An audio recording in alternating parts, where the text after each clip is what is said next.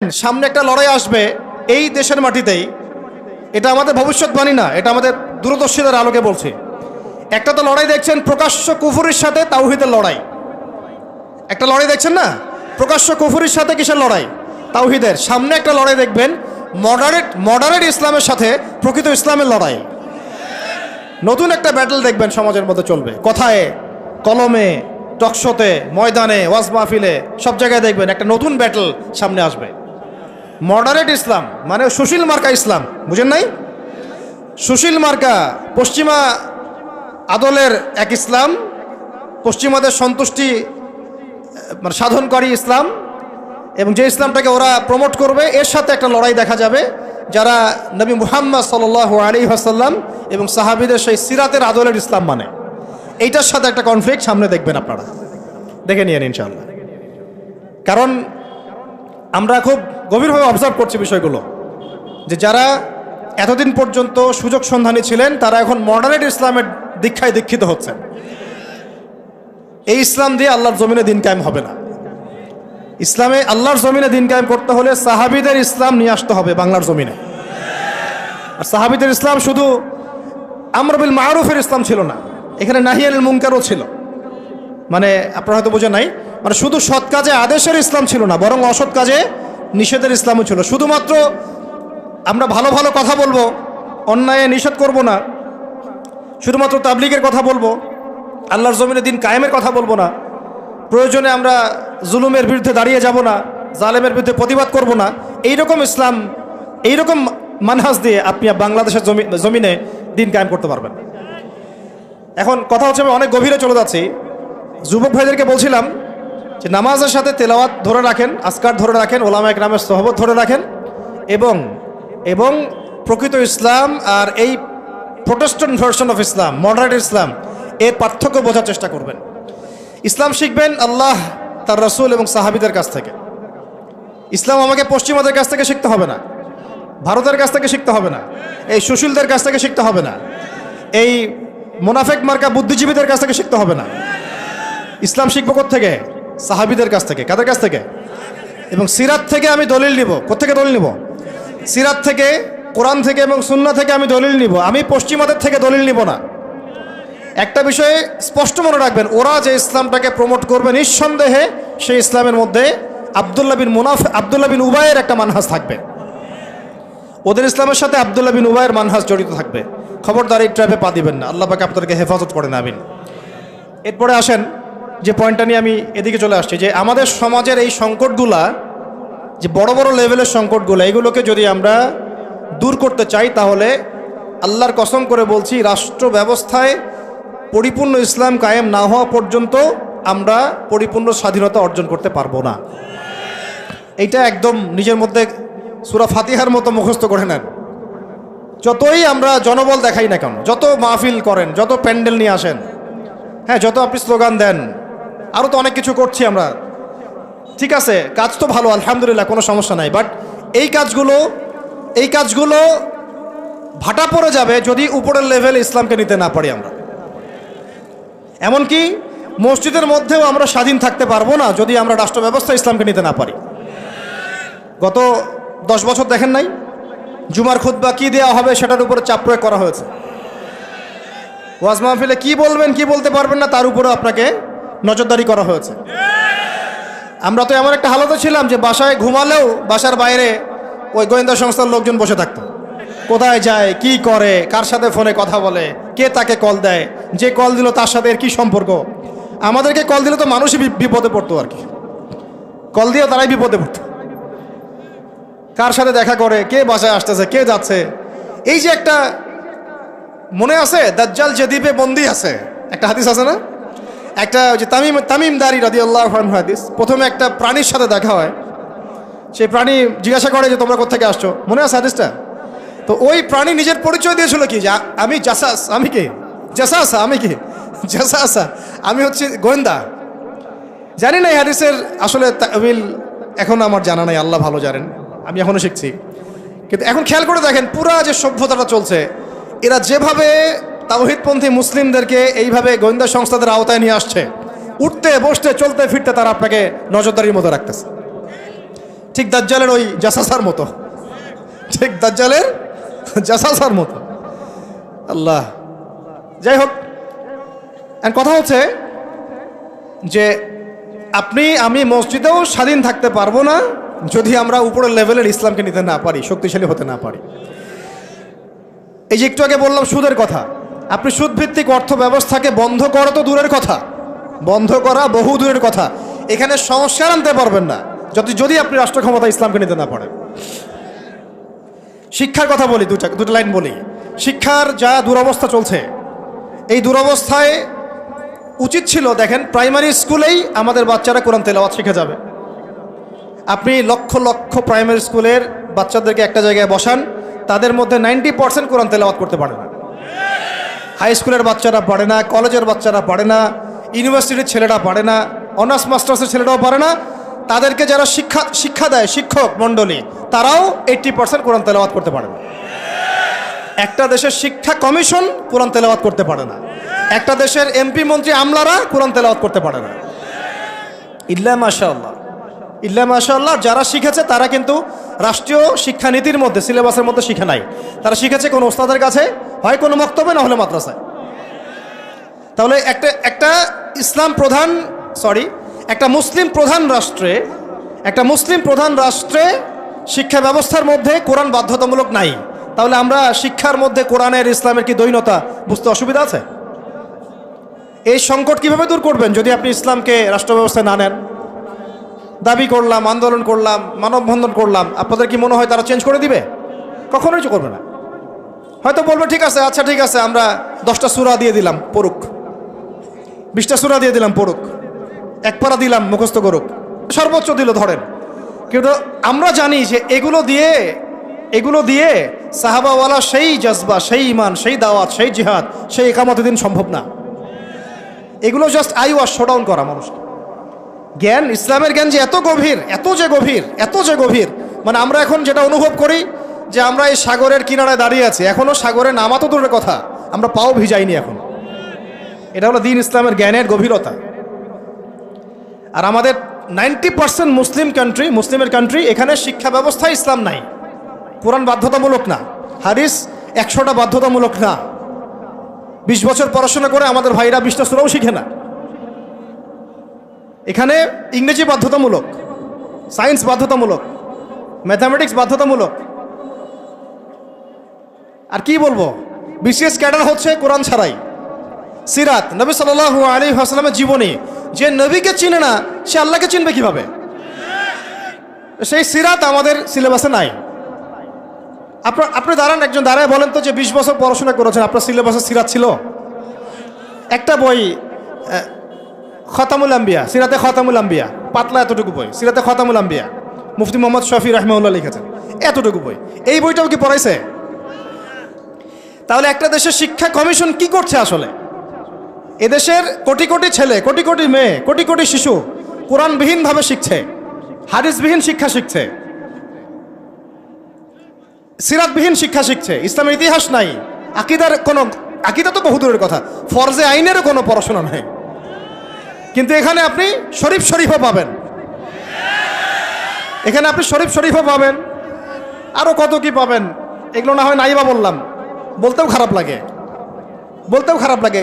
উন্মুক্ত যৌন চর্চা ওখানে পড়ানো হচ্ছে, যৌন শিক্ষার নামে উন্মুক্ত ফ্রি সেক্সের দীক্ষা দেওয়া হয় নাই। এখন কতটুকু সংস্কার হচ্ছে আমি জানি না, নতুন করে আমি বই ঘাঁটি নাই।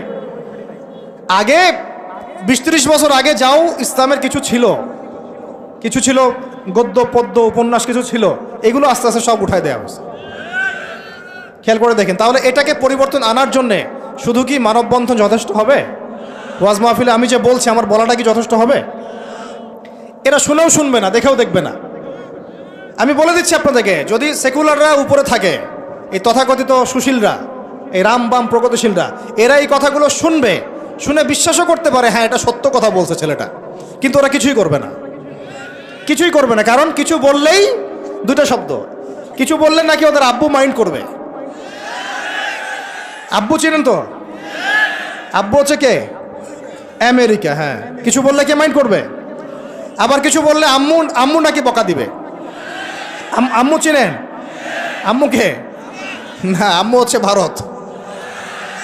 ওদের চিন্তাটা এরকম, কিছু বলবো না, বলা যাবে না, কিছু করা যাবে না, সংস্কার করা যাবে না, কিছু বললে আব্বু মাইন্ড করবে। আব্বু কারা? পশ্চিমারা। আব্বু কারা? পশ্চিমারা। আবার এখন বলছে কিছু বললে আম্মু মাইন্ড করবে, আম্মু বকা দিবে। হ্যাঁ, আপনারা কেন মব সন্ত্রাস করতেছেন, মবক্রেসি করতেছেন? আসলো না কিছু কথা কয়দিন আগে? কিছু বললেই, মানে হুজুররা কিছু বললেই ভারত চেতে যাবে, ভারতের মিডিয়াতে তোলপাড় হবে। হ্যাঁ, বাকি আপনারা যদি আন্দোলন করেন, সংগ্রাম করেন, অভ্যুত্থান ঘটান, তাহলে কোনো সমস্যা নাই। হুজুররা বললে সমস্যা। এটার কারণ একটাই, এই পৃথিবী দুই ভাগে ভাগ হয়ে গেছে। মনে রাখবেন, এই পৃথিবী দুইটা শিবিরে ভাগ হয়ে গেছে, সামনে আরও যাবে। একটা ঈমানের শিবির, একটা কুফুরের শিবির।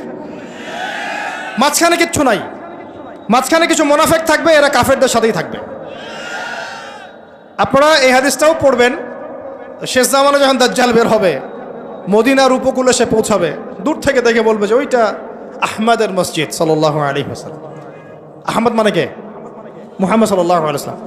তো সে ওখানে যেতে পারবে না, ফেরেশতারা দাঁড়িয়ে থাকবে খোলা তরোয়াল নিয়ে, পাহারা দিবে। তো সেখানে সে আঘাত করবে আর কি, এটা ভূমিকম্প হবে। তো এই ভূমিকম্প যখন হবে, ওই ভূমিকম্পতে মদিনার মধ্যে থাকা যত মুনাফিক, এগুলো বের হয়ে দাজ্জালের বাহিনীতে যোগ দিবে।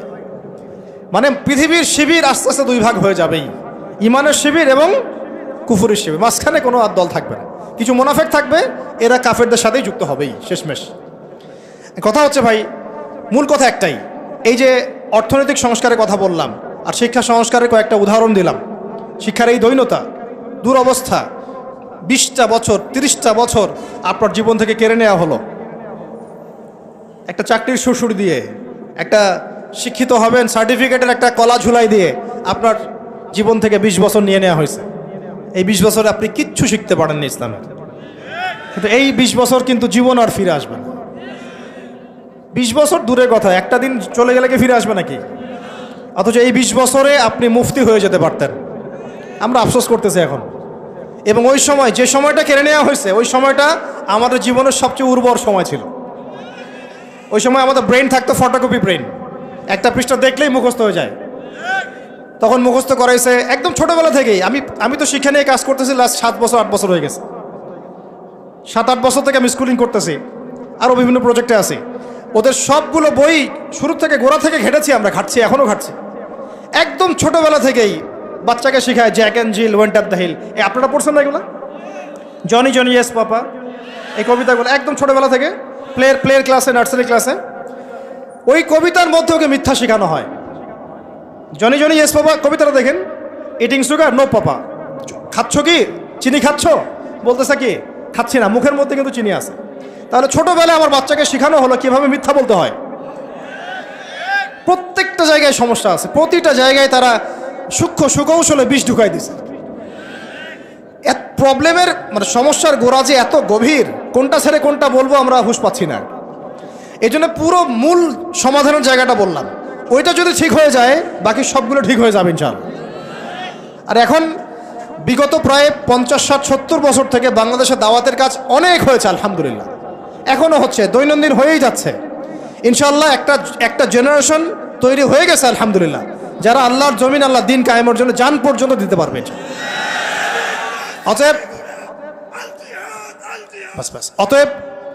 অতএব যেহেতু মুরব্বী কেরাম আছেন আমাদের মাথার উপরে এবং আমাদের মধ্যে এই চেতনা আছে, আমরা দাওয়াত পেয়েছি, কবুল করেছি, সত্য মিথ্যা চিনতে শিখেছি, বুঝতে শিখেছি, এখন আমার মনে হয় এটাই সবচেয়ে উত্তম সময় বাংলাদেশের জন্য ইসলামকে রাষ্ট্র পর্যায়ে নিয়ে যাওয়ার জন্য। এখন যদি আমরা পিছুপা হয়ে যাই, শিথিলতা দেখাই, বা এই অভ্যুত্থানে আমরা যদি পরবর্তী সময়ে ইসলামকে এগিয়ে নিতে ব্যর্থ হয়ে যাই, আমরা আবার 50 বছর পিছায় যাব কিন্তু। অতএব এখন আর চুপ করে বসে থাকার কোনো সুযোগ নাই। এখন প্রশ্ন আসবে যে এইটা কি রাতারাতি আপনার ঘরে চলে আসবে নাকি অর্জন করতে হয়? এটা কিন্তু রাতারাতি ঘরে আসবে না, এটা অর্জন করে ছিনিয়ে নেওয়ার বিষয়। বিষয়টা হচ্ছে সিরাত থেকে আপনি পড়েন, মক্কা থেকে আমরা যে বের হয়ে গেলাম, মদিনায় চলে গেলাম, মদিনা রাষ্ট্র কায়েম হলো, পরে 8 বছরের মধ্যে আমরা মক্কা জয় করেছি। কত বছর? এটা কি রাতারাতি হয়েছে না আমাদেরকে এর জন্য সংগ্রাম করতে হয়েছে, দাওয়াত দিতে হয়েছে, তাবলিগ করতে হয়েছে এবং জিহাদও করতে হয়েছে? সব কিছুকে একসাথে করতে হয়েছে। তারপরে 8 বছরের ব্যবধানে আমরা আবার মক্কা জয় করেছি। ঠিক একইভাবে যদি আমরা আমাদের অঞ্চলের কথা চিন্তা করি, এই অঞ্চলেও রাষ্ট্র ক্ষমতা ইসলাম রাতারাতি কি হবে না, কায়েম হবে না। আমাদেরকে আমাদের জায়গা থেকে কাজ করতে হবে। তো কাজ কি শুধু তারাই করবেন যারা ইসলামিক রাজনীতি করেন তারাই, না আপনাদেরও কোনো কাজ আছে নাকি প্রত্যেকটা মুসলিমের ভূমিকা রাখার সুযোগ আছে? কোনটা? আচ্ছা, আমার আপনার উপর কোনো দায়িত্ব নাই? এই সব দায়িত্ব কি ওলামায়ে কেরামদের? কিছু হলে তো অনলাইনে আপনারা খুব গালাগালি করেন, দেখি আমি মাঝে মাঝে, আলেম ওলামারা কি করে, আলেম ওলামারা কি করে, আলেম ওলামারা কি করছে, আলেম ওলামারা নাই কেন, এই শুনিয়ে উনি কেন কথা বলে না, উনি কেনই করে না। তো সব কিছু কি ওলামায়ে কেরামের কাঁধে চাপিয়ে দিচ্ছেন আপনারা? তারা কি এই উম্মার নবী? ওয়ারাসাতুল আম্বিয়া, কিন্তু নবী কি? তাদের উপর দিয়ে যা গিয়েছে বিগত 10-15 বছরে, এটা কি আপনাদের কল্পনা তো আসবে? কল্পনা করতে পারেন যে একটা ছোট্ট ঘরের মধ্যে একটা মানুষ 3 বছর, 4 বছর, 5 বছর, 7 বছর, 8 বছর এইভাবেই কাটাচ্ছে, দিনের পর দিন, রাতের পর রাত, দিনের পর দিন, রাতের পর রাত। 3টা দিন থাকা যাবে ওখানে? সম্ভব? 3 ঘন্টা থাকা যায়? তার ওলামায়ে কেরামদের উপরে কি গিয়েছে এটা তো আপনাদের বোঝা উচিত। কেন ওলামায়ে কেরামগণ উম্মাকে বাঁচানোর স্বার্থে মাঝে মাঝে প্রজ্ঞার পরিচয় দিয়েছেন, দাওয়াতের মেহনত চালু রেখেছেন। কিছু কিছু বিষয়ে তারা কি করেছিলেন, কৌশল অবলম্বন করে উম্মাকে অন্তত ইসলামের দাওয়াতটা অব্যাহত রেখেছিলেন, এই চিন্তা করে যে অন্তত আমরা টিকে থাকি মাঠের মধ্যে, মাঠটা ধরে রাখি। অন্তত যদি আমরা সব একটা একটা করে নাই হয়ে যাই, তাহলে তো জাতিকে দাওয়াত দেওয়ার, তাবলিগ করার, নসিহত করার কেউ থাকবে না। এটা তো একটা ছিল ডিপ্লোমেসি, প্রজ্ঞা। এখনকার সময় আর ওই সময় তো এক না। কথা হচ্ছে আমাদের প্রত্যেকের উপরে ভাই দায়িত্ব বর্তাবে। এখনো বহু ওলামায়ে কেরামের কাঁধে 5টা, 10টা, 20টা করে মামলা আছে। আর কি শুনবেন, বহু ওলামায়ে কেরামের মানে আত্মীয় স্বজন মামলা মোকদ্দমা শিকার। একটা মামলা লড়ার মতো টাকাও তাদের কাছে নাই। জমি জমা, বাড়ি ভিটা বিক্রি করে দিয়ে তাদেরকে এগুলো লড়তে হচ্ছে, এখনও লড়তে হচ্ছে। দেশে অনেক কিছু হচ্ছে অভ্যুত্থানের পরে, ওলামায়ে কেরামদের কিন্তু প্রতি সুদৃষ্টি এখন পর্যন্ত আসে নাই। আমাদের প্রতি সুদৃষ্টি কিন্তু এখনও তারা দেন নাই। এখনও আপনারা আমাদেরকে মানে বাংলাদেশের কি মনে করেন, বাংলাদেশের উচ্ছিষ্ট অংশ মনে করেন নাকি? বোঝা মনে করেন না? মনে রাখবেন, বাংলাদেশের তাকদীর ইনশাআল্লাহ তাআলা আল্লাহ রাব্বুল আলামিন আলেম ওলামাদের হাতেই রাখবেন ইনশাআল্লাহ। এটা আবেগের কথা নয়। হ্যাঁ, এটা সত্য। এটা সত্য যে আমরা বিগত প্রায় হয়তো 30, 40, 50 বছরে রাষ্ট্র ব্যবস্থায় ইসলামকে নিয়ে যাওয়ার জন্যে যে রাজনৈতিক মুভমেন্টগুলো, এইগুলোতে সবাই একসাথে নামতে পারি নাই। এটা হয়তো সত্য কথা। কেন পারি নাই, কি সমস্যা ছিল, এগুলো আর আলোচনা করার দরকার নাই। এখন আলোচনা করার দরকার হচ্ছে এই যে এখন থেকে আমরা যেন এই পদক্ষেপে সবাই সামনের দিকে আগাই ইনশাআল্লাহ। এটা এখন ইবাদত মনে করে করতে হবে। কি মনে করে? ইবাদত মনে করে করতে হবে। এবং নিজেদের মধ্যে আপোষের দ্বন্দ্ব কলহগুলো মিটিয়ে ফেলতে হবে। তবে একটা বিষয় আগে স্পষ্ট করে দিতে হবে যে আহলে সুন্নাহ ওয়াল জামাআর আকীদার সাথে কিন্তু কোনো আপোষ করা যাবে না। আহলে সুন্নাহ ওয়াল জামাআর আকীদা বহির্ভূত কোনো ঐক্য কিন্তু আমাদের আবার উপকার করতে পারবে না। এটাও বোঝার ব্যাপার আছে একটা। আহলে সুন্নাহ ওয়াল জামাআর সাথে যাদের আকীদাগত মিল আছে তাদের সাথে ঐক্য করতে আমাদের কোনো সমস্যা নাই। কিন্তু যারা এই আকীদা এবং মানহাজ বিবর্জিত চিন্তা চেতনা লালন করেন, তাদের সাথে ঐক্য হতে পারে ডিপ্লোম্যাটিক, কিন্তু মানহাজগত ঐক্য কখনোই সম্ভব না।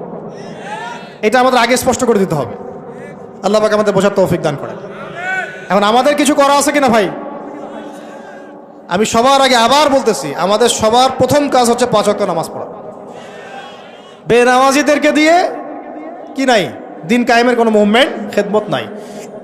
শোনেন, দিন কায়েম তো করেছেন আবু বকর রাদিয়াল্লাহু আনহু, ওমর, ওসমান, আলী রাদিয়াল্লাহু আনহুম আজমাইন, সাহাবায়ে কেরাম। আমরা যদি এই যুগের আবু বকর, ওমর, ওসমান, আলী না হতে পারি, এই যুগের, তাহলে আমাদের দ্বারাও দিন কায়েম হবে না। বুঝতে পারছি কথা? তাই সবার আগে সালাতের সবক আমি বারবার দিচ্ছি। এরপরে বললাম যে কোরআন অবশ্যই পড়তে হবে, জিকির করবেন বেশি বেশি, উলামায়ে কেরামের সোহবতে থাকবেন এবং মাথার উপরে মুরব্বী আলেম রাখবেন। আল্লাহ পাক তৌফিক দান করেন। এরপরে আমি বলছিলাম যে অবশ্যই রিজিক হালাল হয়ে যেতে হবে, পরিবারের আদর্শগুলো ইসলামিক হয়ে যেতে হবে, সন্তানদেরকে আল্লাহর জন্য মানুষ করতে হবে মুজাহিদ হিসাবে। সৎ কাজে আদেশ সবাইকে করতে হবে, অসৎ কাজে নিষেধও সবাইকে করতে হবে। পাশাপাশি নিজেদের জান মাল সময় শ্রম দিয়ে আল্লাহর জমিনে দিন কায়েমের জন্য এই ইসলামিক রাজনৈতিক মুভমেন্টগুলোর সাথে থাকতে হবে। আল্লাহ পাক থাকার তৌফিক দান করেন। আজকে আমরা কয়েকটা বিষয়ে আল্লাহর কাছে ওয়াদাবদ্ধ হতে পারি কি? পারা যাবে? 1 নাম্বার, জীবনে কোনোদিনও নামাজ ছাড়বো না ইনশাআল্লাহ। 2 নাম্বার, দ্বীনি ইলমের শিক্ষা নিজের উপরে ফরজ করে নেব ইনশাআল্লাহ। যেভাবে আমরা দুনিয়া শিখেছি এইভাবে দিন শিখতে হবেই হবে। এটা আমার উপর নফল কোনো কাজ নয়, এটা একটা ফরজিয়াত। এটা কি? আল্লাহ পাক তৌফিক দান করেন। 3 নাম্বার, কোরআন ছাড়া একটা দিনও কাটাবো না। পারবো ইনশাআল্লাহ? কোরআনুল কারীম ছাড়া একটা দিনও কাটাবো না ইনশাআল্লাহ। 4 নাম্বার, আল্লাহর জিকিরে জবানকে সিক্ত রাখবো ইনশাআল্লাহ। 5 নাম্বার, মাথার উপরে একজন বরেণ্য আলেম রাখবো, অন্তত একজন। অন্তত কয়জন? কারো মাথার উপরে 100 জন থাকতে পারেন, কোনো সমস্যা নেই। অন্তত একজন মুরব্বী আলেমের পরামর্শে চলবেন, একা একা চলবেন না। একা একা চললে আহলে ফেসবুক ওয়াল জামায়াত হয়ে যাবে, ঠিক আছে? তারপরে আজ না থাকবে দিন, না থাকবে দিনের কোনো বুঝ, সারাদিন ওই লাইক শেয়ার আর কমেন্ট, আর না থাকবে কোনো আদব, না আখলাক, কিছুই থাকবে না। এবং আস্তে আস্তে ওই বদদোয়া লাগবে গায়ে, আলেমদের বদদোয়া লাগবে, সরে যাবেন দিন থেকে। ওলামায়ে কেরামের বদদোয়া নিলে দেখবেন দিন থেকে সরে গেছেন আপনি। বহু মিসাল নজির আমাদের সামনে আছে, ওগুলো নিয়ে আমি কথা বলতে যাচ্ছি না। তো একা একা জীবনযাপন করা যাবে না, জামায়াতবদ্ধ থাকার চেষ্টা করতে হবে এবং মুহাক্কিক ওলামায়ে কেরামের সোহবতে থাকতে হবে। যারা আল্লাহর জমিনে দিন কায়েমের ফিকির করছেন সেই সব ওলামায়ে কেরামের সাথে থেকে পরামর্শ নিয়ে বাকি জিন্দেগি কাটান ইনশাআল্লাহ তাআলা। এর আগে আমি তো বলি যে বিয়ে শাদী তাড়াতাড়ি করে ফেলেন, রিজিকের ব্যবস্থা তাড়াতাড়ি করে ফেলেন এবং বেশি থেকে বেশি সন্তান নেন। এরও আগে কথা আছে, সেটা হলো দিনদারি থেকে প্রাধান্য দেন, দুনিয়াকে প্রাধান্য দিয়েন না, আপনি ক্ষতিগ্রস্ত হয়ে যাবেন।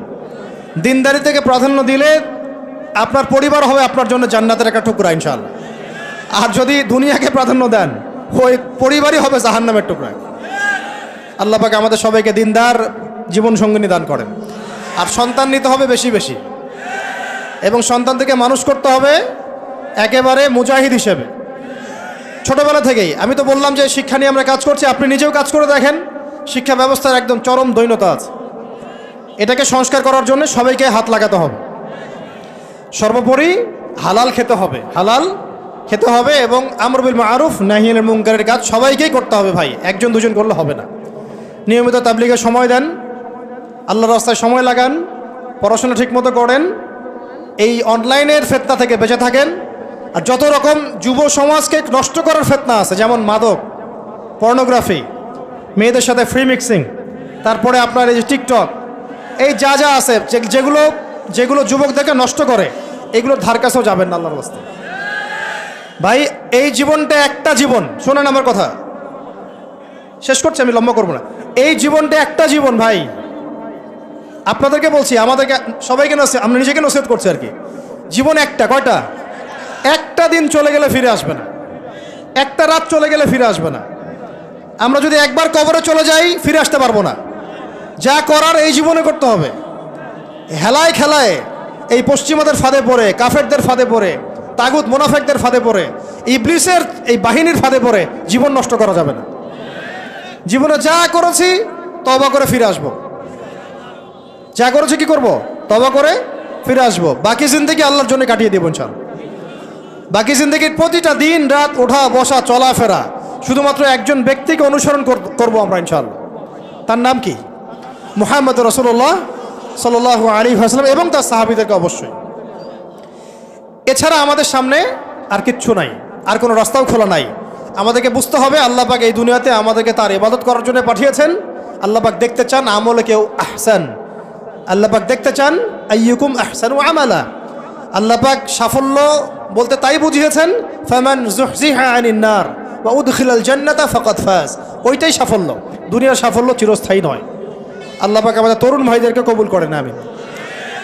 নিজেদের জান মাল সময় শ্রম ব্যয় করে উজাড় করে আল্লাহর জমিনে দিন কায়েমের মেহনতে আমরা আত্মনিয়োগ করবো ইনশাআল্লাহ। আর শুরুতে আমি বলছি না যে আপনি শুরুতেই রাস্তায় নেমে আসেন, নিজের আত্মসংস্কার করেন, নিজের নফসের সংস্কার করেন, পড়াশোনা ঠিক করে ফেলেন, আমল ঠিক করে ফেলেন, ওলামা কেরামের সোহবতে চলে আসেন এবং তাদের সাথে মশওয়ারা করে পরবর্তী পদক্ষেপ নেওয়ার চেষ্টা করেন।